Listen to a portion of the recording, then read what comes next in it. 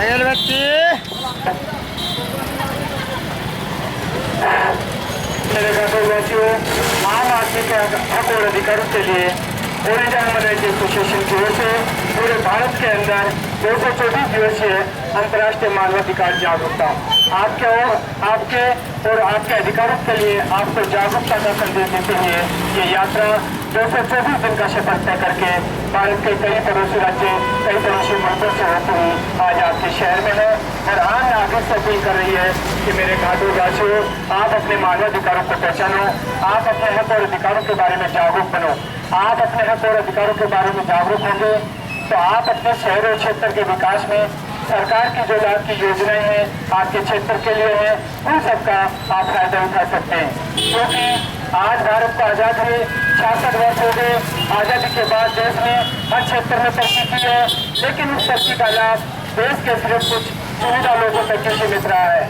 इसलिए हमारा कहना है कि आप उन सरकार की योजनाओं का लाभ लें जो आम नागरिक के हित के लिए बनी है, आपके क्षेत्र के विकास के लिए बनी है। उन योजनाओं के बारे में आप जागरूक बने। आप उन योजनाओं के लाभ के लिए जब तक आप अपने हक और अधिकारों को नहीं पहचानोगे, आप सरकार की योजनाओं के बारे में जागरूक नहीं होंगे, तब तक आप इन योजनाओं का सही मायने में लाभ नहीं ले सकते।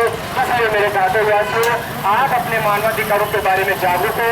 आप अपने मानवाधिकारों के बारे में जागरूक होंगे तो सरकार की ओर से आपके क्षेत्र में आम नागरिक के लिए जो भी विकास की योजनाएं हैं उनका लाभ आप ले सकते हैं। आज बीपीएल के अंदर सरकार की जो योजना है, बीपीएल योजना में चयनित, लेकिन सही मायने में बीपीएल में चयनित होने वाले व्यक्तियों का बीपीएल में चयनित नहीं होता है और कुछ चुनिंदा लोग अपने स्वार्थ की वजह से अपने चहेतों का नाम बीपीएल योजना में जोड़ देते हैं। इसी तरह वृद्धावस्था पेंशन योजना सरकार की है, लेकिन सही मायने में जो वृद्धावस्था पेंशन योजना का हकदार है वो उस योजना से वंचित है और चहेते लोग अपने स्वार्थ की वजह से कुछ अपने चहेते लोगों को जोड़ देते हैं। इसलिए अगर आप वृद्धावस्था पेंशन योजना के हकदार है तो वो हक आपका है, वो अधिकार आपका है। अगर आप बीपीएल के चयनित के हकदार है तो वो हक आपका है, वो अधिकार आपका है। इसी तरह सरकार की कई लाभ की योजनाएं हैं, उनके बारे में आप जागरूक हो और अपने मानवाधिकारों के बारे में जागरूक होंगे तो सरकार का विकास की जो योजनाएं सही मायने में आप तक पहुंचेंगी और उनका लाभ आपको मिलेगा। यही संदेश लेकर के हम आपके बीच में हैं और आपसे अपील कर रहे हैं कि मेरे घाटोवासियों, आप अपने मानवाधिकारों के बारे में जागरूक हो। आप अपने हक और अधिकारों के बारे में जागरूक होंगे तो आपका क्षेत्र, आप स्वयं अपने क्षेत्र के विकास के लिए एक बहुत बड़ा कदम आपका रहेगा।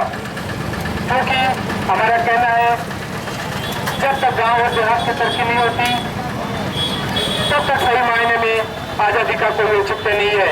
इसलिए समाज के सबसे पीछे खड़े व्यक्ति को उसका हक नहीं मिल जाता तब तक विकास का कोई मायना नहीं है।